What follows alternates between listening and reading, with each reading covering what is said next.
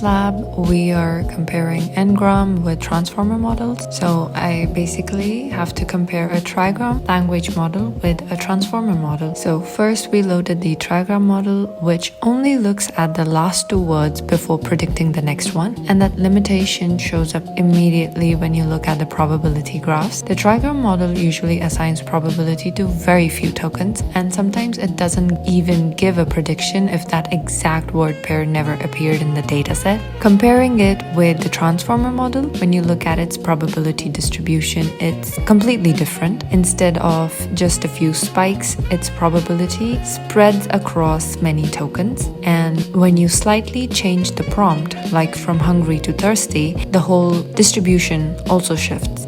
Food-related words drop, water-related words rise. It uses the full context and not just last couple of words. With the trigram model, the graph barely changes at all because it only cares about the final phrase, like looking for. So the meaning of the sentence before that doesn't matter to it. If you generate longer text, the same thing shows up. The transformer stays fluent and on the topic, while the trigram model sounded okay for a few words and then completely fell apart. But one interesting thing that happened early on is that both the models actually predicted the same next word, and honestly, both of them were wrong. Even the transformer didn't give a super meaningful word, and that's actually important because it shows that transformer models aren't magic. They're still predicting the most likely next token, not the best or the smartest one. Words like have a very high probability because they fit almost anywhere grammatically, even if they don't add much meaning.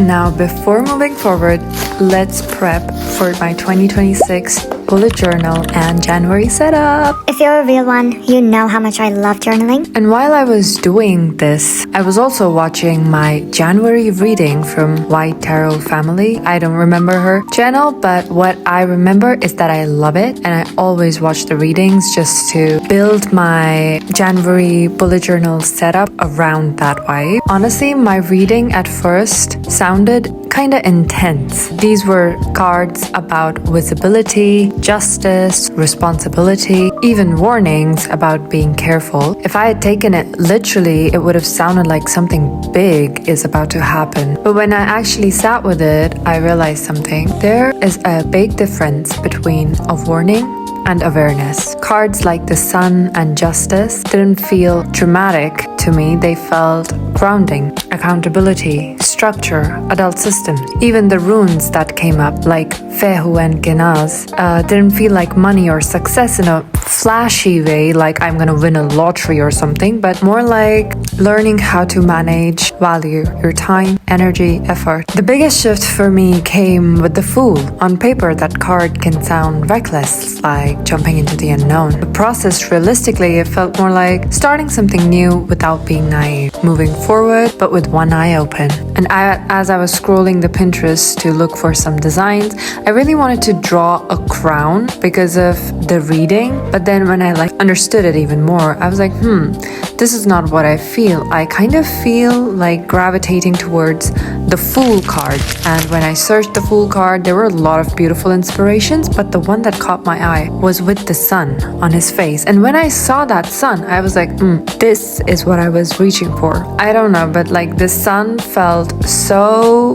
right. I just had to draw it. And that's when the whole reading clicked. There is nothing about danger, but about pacing, not reacting too fast, whether that reaction is excitement or defensiveness. Cards like Temperance kept repeating that message: balance, neutrality, timing. So January stopped feeling like a prediction and started feeling like a posture, a reminder to move steadily, let people and situations reveal themselves, and not rush my energy into things too quickly. That's what this journal setup represents for me. Not becoming someone new, but showing up with clarity, more intention, and a lot less urgency as I step into 2026.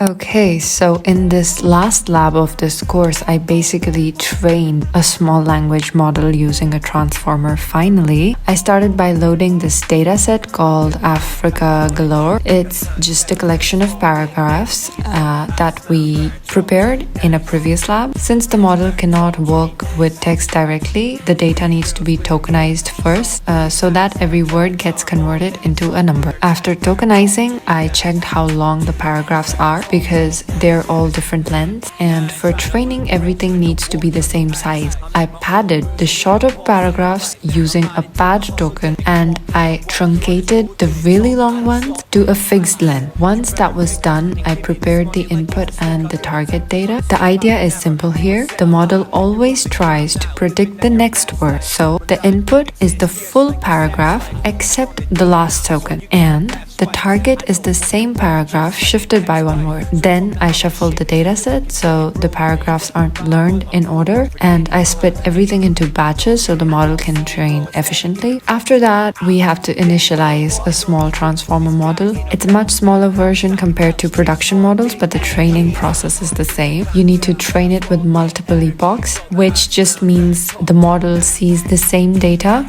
repeatedly and updates itself after each batch. You can also see value of loss getting smaller and smaller. While it was training, I checked the text it was generating for a few prompts to see how the predictions were changing over time. Once training is finished, I tested the model by giving it different prompts and looking at the next token probabilities and generated text. And that's pretty much the full workflow, from raw text to token IDs to training a transformer and then evaluating how it responds to prompts.